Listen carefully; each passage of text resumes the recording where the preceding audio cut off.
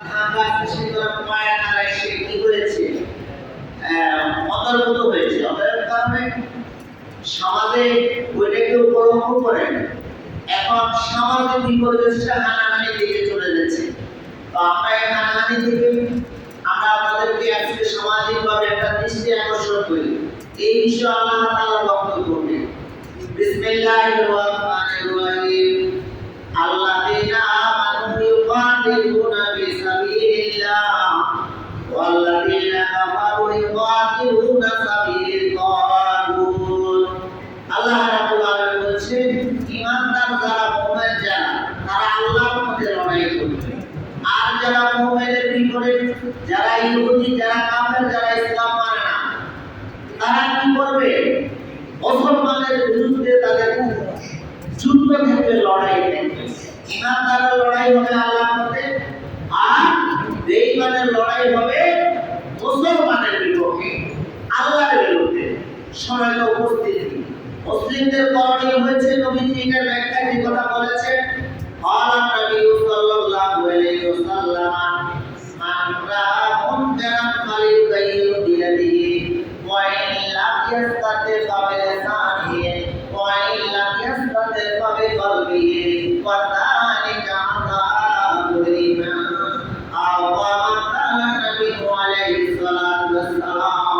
আল্লাহ নবী ইরশাদ করেছেন, সমাজের ভিতরে, পরিবারের ভিতরে যদি তোমরা কোনো অন্যায়, তোমার ধর্মীয় অনুভূতির বিরুদ্ধে, ধর্মকর্মের বিরুদ্ধে যদি কেউ কোনো অন্যায় অপরাধ, বক্তব্য অথবা কর্মকাণ্ড করে থাকে,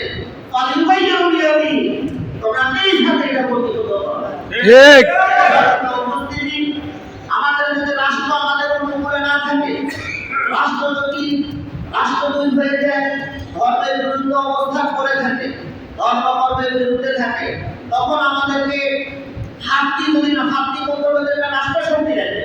রাষ্ট্রশক্তি ছাড়া তো হাত দ্বারা কষ্ট দেওয়া কোনো সামাজিক মানুষের কোনো পক্ষে সম্ভব না।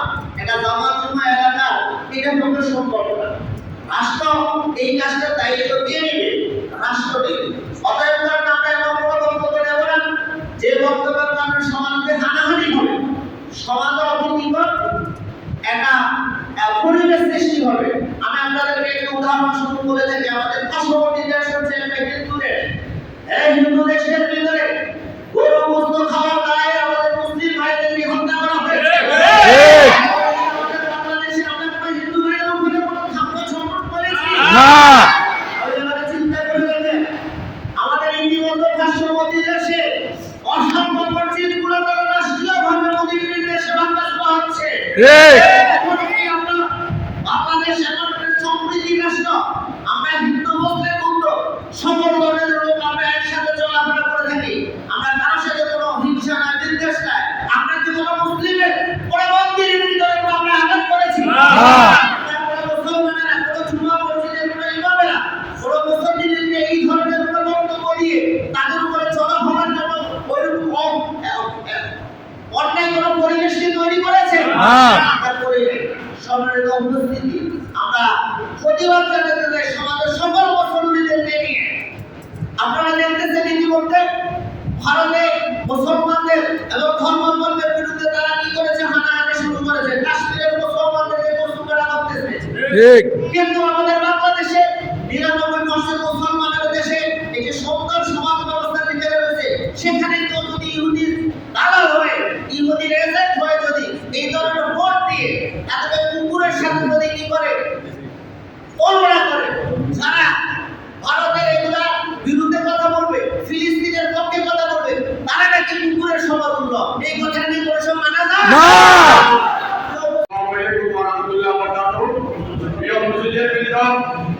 আজকে সারা পৃথিবীতে যেভাবে মুসলমান নির্যাতন হচ্ছে, আমাদের পার্শ্ববর্তী ভারত আর আপনারা দেখছেন প্যালেস্টাইন, যেভাবে আমাদের মুসলমানদেরকে বোকা মেরে তাদের বসত বাড়ি হতে শুরু করে সব ধ্বংস করছে। আজকে তাদের এজেন্ট আমাদের গ্রামে ছড়িয়ে পড়ছে।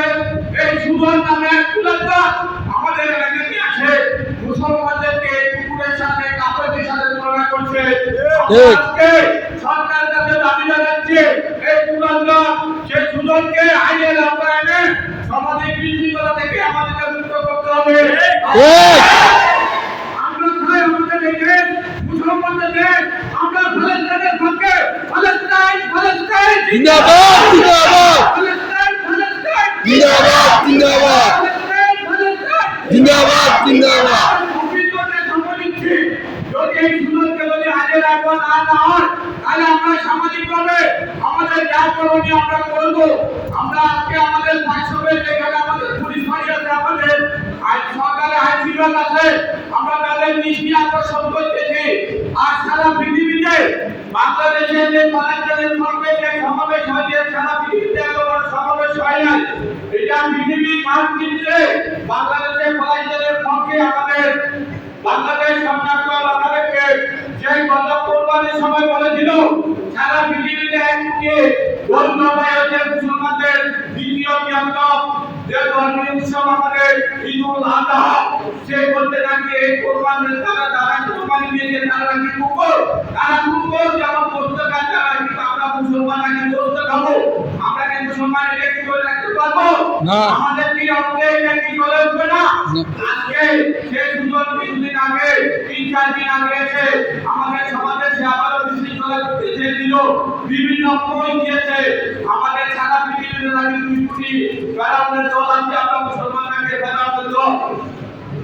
আজকে যে মুসলমানদের ছেলেরা আজকে আমরা আমাদের রক্তের সেই রক্ত আমরা তাকে গ্রাম থেকে দাবি দিয়েছি, সে আমাদের বিরুদ্ধে, আমাদের সমাজের বিরুদ্ধে, আমাদের এলাকার বিরুদ্ধে থানাতে নাকি গিরি করা হয়েছে, তাকে দুশ্চিন্তায় করা হয়েছে, তাকে বিভিন্ন রকমের আমরা তো তাকে সেই মুসলমানের শত্রু, মুসলমান যতদিন জীবিত থাকবে ততদিন তাকে আমরা এই এলাকায় আসলাম দিব না।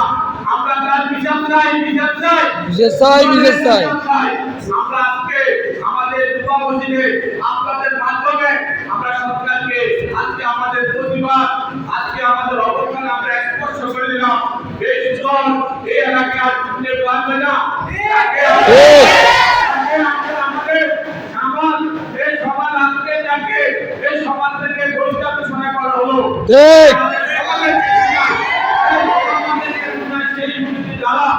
সেই ইহুদিরা যারা নাসারাদের দ্বারা যে আজকে আমাদের রক্ত আমাদের মুসলমানদের রক্ত বেমানি করতেছে, আজকে সেই দলের বিচারের দাবি সবাই খান।